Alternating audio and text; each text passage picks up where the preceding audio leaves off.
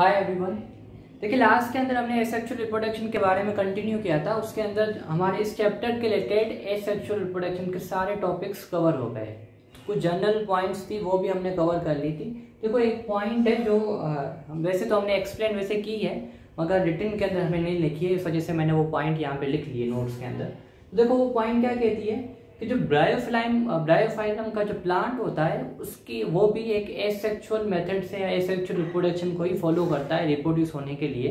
मगर उसके अंदर देखो एसेक्सुअल रिप्रोडक्शन किस तरीके से परफॉर्म होती है कि उसी ब्रायोफाइलम के प्लांट के लीव्स किसी नेचुरल फिनोमिना के कारण या किसी अगर ज़्यादा हवाएं तेज़ी से हवाएं चल रही है उसके कारण अगर वो गिर जाता है या कोई एनिमल वगैरह अगर उसी प्लांट से पासिस होता है तो उसके कारण वो लीव्स उसके पेरेंट प्लांट बॉडी से या पेरेंट बॉडी से डीअटैच होकर सोइल के ऊपर या मिट्टी के अंदर गिर जाता है।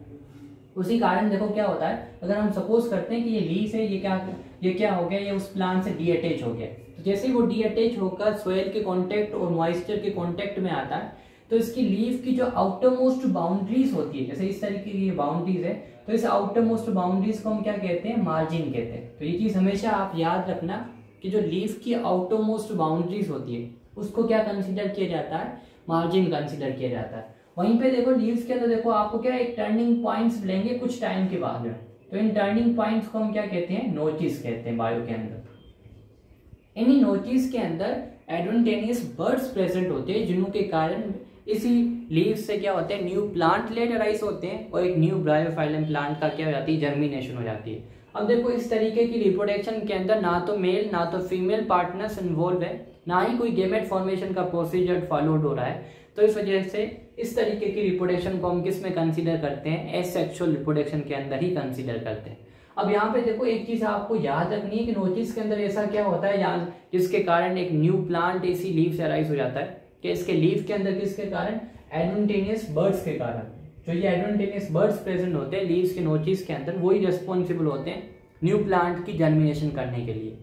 अभी एक और चीज आपको याद रखनी है कि ये वाला क्वेश्चन है देखो बहुत बार देखो नीट के अंदर भी पूछा जाता है, 1 मार्क क्वेश्चन के अंदर हमारे सीबीएसई के अंदर या आरबीएसई के अंदर भी पूछा जा सकता है। तो उसका आंसर क्या होगा, क्वेश्चन देखो यही होगा कि ब्रायोफाइलम के अंदर न्यू प्लांटलेट्स या ब्रायोफाइलम की रिप्रोडक्शन किस कारण या किस बर्ड्स के कारण होती है। तो उसका आंसर राइट आंसर क्या होगा, एडवेंटेनियस बर्ड्स के कारण होती है। कहाँ पे प्रेजेंट होते हैं, मार्जिन के अंदर या लीव्स की बाउंड्रीज के अंदर प्रेजेंट होते हैं। देखो प्लांटलेट्स किसे कहते हैं, जब भी किसी सीड से या जब भी किसी लीव्स वाली स्ट्रक्चर से या जब भी किसी प्लांट की स्ट्रक्चर से नीचे से रूट्स और ऊपर से शूट अराइज हो जाए तो जो सिंपलेस्ट स्ट्रक्चर्स होती है प्लांट की अराइज होने की या ग्रोथ होने की, तो उस स्ट्रक्चर को हम क्या कहते हैं, प्लांटलेट्स कहते हैं। अब यहाँ पे देखो यहाँ पे हमारा asexual reproduction topic completely cover हो जाता है। इसके बाद में हमारे को 12th क्लास के अंदर कभी भी एसेक्सुअल रिप्रोडक्शन के बारे में हम डिस्कस नहीं करेंगे, यहाँ तक कंप्लीटली हो जाता है। Asexual reproduction in the case of the NEET के हिसाब से या हमारे सीबीएसई और आरबीएसई के सिलेबस के हिसाब से आपको देखो एग्जाम्पल लर्न होने चाहिए। जो भी हमने एसेक्सुअल रिप्रोडक्शन के टाइप पढ़े हैं उन सारों के एग्जाम्पल्स लर्न होने चाहिए और उनके डायग्राम आपके माइंड के अंदर होने चाहिए। नीट के अंदर देखो कभी कभी तो एग्जाम्पल पूछते हैं, कभी वो डायग्राम दे देते हैं और पूछते हैं कि ये किस तरीके की रिप्रोडक्शन प्लान शो करता है। तो आपको दोनों कंडीशंस के अंदर सारी चीजें लर्न होनी चाहिए।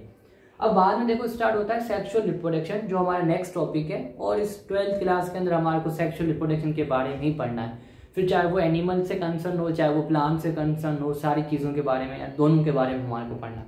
अब सेक्सुअल रिप्रोडक्शन हम किसे कहते हैं, ये एक इस तरीके की रिप्रोडक्शन होती है जिसके अंदर 2 सेक्स पार्टनर्स इन्वॉल्व होते हैं जिनके अंदर दोनों का सेक्स क्या होता है, अलग अलग होता है। एक का मेल सेक्स होता है, एक का फीमेल सेक्स होता है। दोनों अपने अंदर गैमेट्स प्रोड्यूस करते हैं। जो मेल गैमेट प्रोड्यूस करता है उसे हम क्या कहते हैं, मेल गैमेट कहते हैं। जो फीमेल प्रोड्यूस करती है उसे हम क्या कहते हैं, फीमेल गैमेट कहते हैं। और ये दोनों गैमेट कंबाइन होकर क्या बनाते हैं, जाइगोट बनाते हैं, और इसी जाइगोट से एक न्यू इंडिविजुअल या एक न्यू ऑर्गेनिजम्स की जर्मिनेशन स्टार्ट होती है। तो इस तरीके की रिप्रोडक्शन को हम क्या कहते हैं, सेक्सुअल रिप्रोडक्शन कहते हैं। सिंपली हम ये भी कह सकते हैं कि एक ऐसी रिप्रोडक्शन जिसके अंदर 2 अपोजिट सेक्स पार्टनर्स इन्वॉल्व हो, दोनों अपने गैमेट प्रोड्यूस करके और गैमेट प्रोड्यूस होने के बाद में फ्यूज हो जाए, उसी फ्यूजन के कारण जो न्यू सेल्स बनता है उसी सेल से क्या एक न्यू इंडिविजुअल की या न्यू ऑर्गेनिजम्स की जर्मिनेशन स्टार्ट हो जाए। तो इस तरीके की रिप्रोडक्शन को हम क्या कहते हैं, सेक्सुअल रिप्रोडक्शन कहते हैं। इसके अंदर देखो 2 पेरेंट्स भी इन्वॉल्व हो सकते हैं या एक पेरेंट भी इन्वॉल्व हो सकता है, मगर हमारी शर्त क्या है कि हमारे को क्या चाहिए, 2 गैमेट्स चाहिए, एक मेल गैमेट चाहिए, एक फीमेल गैमेट चाहिए। ज्यादातर जो हमारे अंदर कॉम्प्लेक्स एनिमल्स के अंदर देखो सेक्स क्या होते हैं, अलग होते हैं, मतलब या तो वो मेल होता है या तो वो फीमेल होता है, मगर जो छोटे एनिमल्स होते हैं उनके अंदर दोनों सेक्स क्या होते हैं, साथ में प्रेजेंट होते हैं। या कुछ प्लांट्स के अंदर भी क्या होते हैं, दोनों सेक्स मेल और फीमेल सेक्स एक ही प्लांट के अंदर प्रेजेंट होते हैं। मगर एक ही प्लांट के अंदर या एक ही ऑर्गेनिजम्स के अंदर दोनों सेक्स छो प्रेजेंट हो, हमारे को उससे कोई भी कंफ्यूजन या हमारे को उससे कोई भी हेजिटेशन या प्रॉब्लम नहीं है। बस हमारे को क्या चाहिए, सेक्सुअल रिप्रोडक्शन का मेन मोटिव यही है कि उसको एक मेल गैमेट चाहिए और फीमेल गैमेट चाहिए। इन द केस अगर एक ही पेरेंट है तो उसी पेरेंट के अंदर क्या होना चाहिए, दोनों सेक्स ऑर्गन प्रोड्यूस होना चाहिए, और एक sex organ male gamete produce करे, दूसरा sex organ female gamete produce करे। जो जब दोनों कंबाइन होकर जाइगोट बनाते हैं तो इस मेल गैमेट और फीमेल गैमेट कंबाइन होकर एक न्यू सेल बनाते हैं, जिसे हम क्या कहते हैं, जाइगोट कहते हैं। तो ये क्या हो जाते हैं, फ्यूज हो जाते हैं। इसी जाइगोट से क्या होता है, न्यू ऑर्गेनिजम्स की डेवलपमेंट स्टार्ट हो जाती है। इस वजह से इस प्रोसीजर को क्या बोलते हैं, फर्टिलाइजेशन कहते हैं, या सिनगेमी भी कहते हैं। सिनगेमी या फर्टिलाइजेशन का मतलब क्या होता है कि जब मेल गैमेट और फीमेल गैमेट दोनों एक दूसरे के साथ कंबाइन होते हैं, एक न्यू सेल बनाते हैं, उसे क्या कहते हैं, जाइगोट, और इस प्रोसीजर को हम क्या कहते हैं, फर्टिलाइजेशन कहते हैं। अब देखिए यहाँ पे देखो एक चीज आपने नोट की होगी कि हमने यहाँ पे क्या हम एक चीज हम यूज कर रहे हैं कि यहाँ पे जो जाइगोट बनता है वो मेल और फीमेल गैमेट के फ्यूजन के कारण बनता है। और गैमेट हमेशा कैसे फॉर्म होते हैं, गैमेट हमेशा मियोसिस से फॉर्म होते हैं। आपने क्लास 11 के अंदर स्टडी किया होगा कि मियोसिस से बनने वाले सेलों के अंदर हमेशा क्या होती है, अपने पेरेंट सेल के कंपेयर में वेरिएशन होती है। तो इस वजह से अगर मेल गैमेट मियोसिस के कारण बन रहे हैं, उसका मतलब उन मेल गैमेट्स के अंदर वेरिएशन होगी। अगर फीमेल गैमेट भी मियोसिस के कारण बनने हैं तो मतलब फीमेल गैमेट के अंदर भी क्या होगी, वेरिएशन होगी। इस वजह से अगर दोनों कंबाइन होंगे जाहिर सी बात है न्यू इंडिविजुअल के अंदर भी क्या होगी, वेरिएशन होगी। इसके अंदर 2 अपोजिट सेक्स पार्टनर्स इन्वॉल्व होते हैं।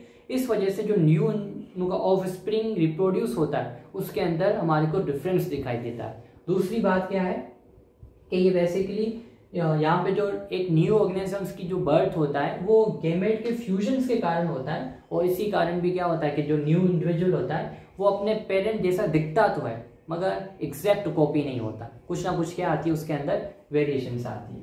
अब देखो नेक्स्ट पॉइंट है, ये यहाँ तक हमारे सेक्सुअल रिप्रोडक्शन के बारे में। उसके बाद में देखो हमारे कुछ प्लांट और एनिमल के अंदर जो प्लांट और एनिमल की लाइफ स्पेन है वो 3 पार्ट्स के अंदर हमने डिवाइड की है on the basis of hormonal changing के हिसाब से, या वो रिप्रोड्यूस करने की कैपेसिटी रखता है नहीं रखता है, उस हिसाब से हमने हमारी लाइफ स्पेन और प्लांट्स की लाइफ स्पेन्स को 3 कैटेगरीज के अंदर डिवाइड किया है। हमारी कहने का मतलब एनिमल्स की कौन कौन से, देखो फर्स्ट है जुवेनाइन फेज, दूसरा रिप्रोडक्टिव फेज, थर्ड है सेंसेंट फेज। तो फर्स्ट हम पढ़ते हैं जुवेनाइन फेज के अंदर क्या होता है। जुवेनाइन फेज बेसिकली लाइफ स्पेन का वो टाइम पीरियड होता है, बर्थ से स्टार्ट होता है अप टू जब तक वो एक सेक्सुअली रिप्रोड्यूस होने के लिए मैच्योर ना हो जाए, या बर्थ से लेकर सेक्सुअली रिप्रोड्यूस होने के सेक्सुअली रिप्रोड्यूस मैच्योरिटी पाने तक जो टाइम पीरियड होता है, जो गैप होता है, उसी गैप को हम क्या कहते हैं, जुवेनाइन फेज कहते हैं। जैसे अगर हम ह्यूमन बींग्स का एग्जांपल उठाते हैं, जैसे हमारा जन्म होता है,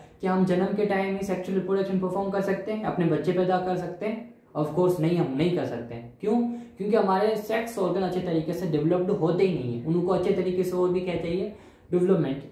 तो हम क्या करते हैं, हम जनरली फिर हमारी बॉडी क्या करती है, हमारे उन्हीं सेक्स ऑर्गन को ग्रो होने के लिए या मैच्योर बनाना स्टार्ट कर देती है। और हमारे अंदर कितना टाइम लगता है, इन the case of human beings ये देखो टाइम लगता है अप्रोक्स 18 ईयर्स। हम 18 ईयर्स के बाद में, देखो गवर्नमेंट क्या कहती है कि आप 18 ईयर्स के बाद में आप मैरिज कर सकते हो। क्यों? आफ्टर द 18 ईयर्स आपके सेक्स ऑर्गन अच्छे तरीके से क्या हो जाते हैं, डेवलप हो जाते हैं। तो हमारा बर्थ तो कब हुआ है, बर्थ तो 18 साल पहले हुआ है। तो जो टाइम पीरियड था बर्थ से लेकर 18 ईयर्स तक, या बर्थ से लेकर जो 18 ईयर्स से पहले वाला जो टाइम पीरियड था, इस टाइम पीरियड को हम क्या कहेंगे, जुवेनाइन फेज के अंदर कंसीडर करेंगे। इस फेज के अंदर, इस टाइम पीरियड के अंदर क्या होता है कि इस फेज के अंदर इंडिविजुअल अपने आप को मैच्योर करता है कि वो सेक्सुअल रिप्रोडक्शन को आगे वाले टाइम के अंदर या इसके बाद वाले टाइम के अंदर परफॉर्म कर सके। इस वाले टाइम पीरियड को एनिमल के अंदर जुवेनाइन फेज कहा जाता है। इन द केस प्लांट के अंदर हम इस फेज को हम क्या कहते हैं, वेजिटेटिव फेज कहते हैं। तो दोनों के अंदर देखो टर्म्स अलग अलग यूज करते हैं मगर मीनिंग सेम ही है। अगर हम एनिमल की बात करें तो हम जुवेनाइल फेज यूज करेंगे इन द केस अगर हम प्लांट की बात करें तो हम क्या यूज करेंगे, वेजिटेटिव फेज यूज करेंगे। दोनों का मतलब एक ही होता है, period from birth to up to the sexual maturity, कि एक ऑर्गेनिज्म सेक्सुअल मैच्योर होने से पहले और बर्थ से एक ऐसा टाइम पीरियड जो बर्थ से स्टार्ट होता है और सेक्सुअल रिप्रोडक्शन होने से जस्ट पहले जो ये टाइम पीरियड होता है, ये पूरा टाइम पीरियड हम किसे कहते हैं, जुवेनाइल फेज कहते हैं। इस टाइम पीरियड की ड्यूरेशन अलग अलग ऑर्गेनिजम्स के अंदर अलग अलग देखी जाती है, क्योंकि ये हार्मोनल और एनवायरमेंटल फैक्टर्स के ऊपर डिपेंड करता है। इसी कारण इसकी ड्यूरेशन क्या होती है, अलग अलग होती है। जैसे हमने अभी पढ़ा कि ह्यूमन बींग्स को सेक्सुअल रिप्रोडक्शन परफॉर्म करने के लिए आफ्टर बर्थ के बाद उसको 18 ईयर्स तक वेट करना पड़ता है, तभी जाकर उसके सारे सेक्स ऑर्गन क्या हो जाते हैं, अच्छे तरीके से डेवलप्ड हो जाते हैं। सेम तरीके से अगर हम मैंगो प्लांट का एग्जाम्पल उठाएं, क्या आपको पता है कि mango plant after how many years वो सेक्सुअल रिप्रोडक्शन करने के लिए रेस्पॉन्सिबल हो जाता है। इन द केस अगर हम एक सॉइल को कंसीडर करते हैं और उसी सॉइल के अंदर एक मैंगो के सीड को ग्रो करवाते हैं और सपोज करते हैं कि उसी सीड से एक प्लांट ग्रो हो गया। अब क्या यह आपको आफ्टर 6 मंथ, आफ्टर 1 ईयर या आफ्टर 2 ईयर या after 3 year, after how many years कि यह आपको फ्रूट देना स्टार्ट कर देगा या ये सेक्सुअल रिप्रोडक्शन परफॉर्म करना स्टार्ट करेगा। जाहिर सी बात है, जब इसके अंदर फ्रूट लगेंगे तो वही हमारे को क्या है, वही हमारे को बताएगा कि ये अब सेक्सुअल रिप्रोडक्शन परफॉर्म कर सक रहा है या कर सकता है। तो देखो मैंगो प्लांट के अंदर ये टाइम पीरियड कितना होता है कि मैंगो प्लांट को ग्रो करवाने के लिए बाद में आपको 5 to 7 ईयर्स तक क्या करना पड़ता है, वेट करना पड़ता है। तो मैंगो प्लांट के अंदर देखो मैंगो भी एक क्या है, प्लांट है, एक लिविंग ऑर्गेनिजम्स का ही एग्जाम्पल है। ह्यूमन बीइंग भी एक लिविंग ऑर्गेनिजम्स का ही एग्जाम्पल है। दोनों के अंदर जुवेनाइल फेज की ड्यूरेशन क्या अलग है, इंसानों के अंदर 18 साल है, मगर वहीं पे मैंगो प्लांट के अंदर कितनी हो जाती है, 5 to 7 ईयर्स हो जाती है। सेम तरीके से अगर अपन डॉग का एग्जाम्पल उठाए तो उसके अंदर देखो मतलब उसके अंदर 3 to 4 ईयर्स के बाद में वो क्या हो जाते हैं, सेक्सुअली रिप्रोड्यूस होने में मैच्योर हो जाते हैं। तो सिंपल कहने का मतलब क्या है कि जुवेनाइल फेज का जो टाइम पीरियड होता है सारे ऑर्गेनिजम्स के अंदर अलग अलग होता है और ये किसके ऊपर डिपेंड करता है, एनवायरमेंटल और हार्मोनल फैक्टर के ऊपर डिपेंड करता है। यहाँ पे हमारा जुवेनाइल फेज क्या हो जाता है, पूरा कंप्लीट हो जाता है। नीट के रेस्पेक्ट में आपको देखो जुवेनाइल फेज की डेफिनेशन या उसका कॉन्सेप्ट अच्छे तरीके से आना चाहिए और हम टर्म किसके लिए क्या टर्म यूज करते हैं वो भी आपको आना चाहिए। तो जुवेनाइल फेज हम एनिमल के लिए यूज करते हैं, vegetative phase in the case of plant के लिए यूज करते हैं। और जुवेनाइल फेज क्या होता है, बर्थ से लेकर सेक्सुअली मैच्योर होने से पहले वाला जो टाइम पीरियड होता है उसे हम जुवेनाइल फेज कहते हैं। अगर ये कॉन्सेप्ट आपको आते हैं तो इससे कोई भी अगर नीट का क्वेश्चन आया तो आप अटेम्प्ट कर लोगे, ये श्योरिटी। यहाँ तक हमारा जुवेनाइल फेज कंप्लीट हो जाता है। नेक्स्ट वाले टॉपिक्स हम आगे वाले वीडियो के अंदर कंटिन्यू करेंगे। Good bye for now.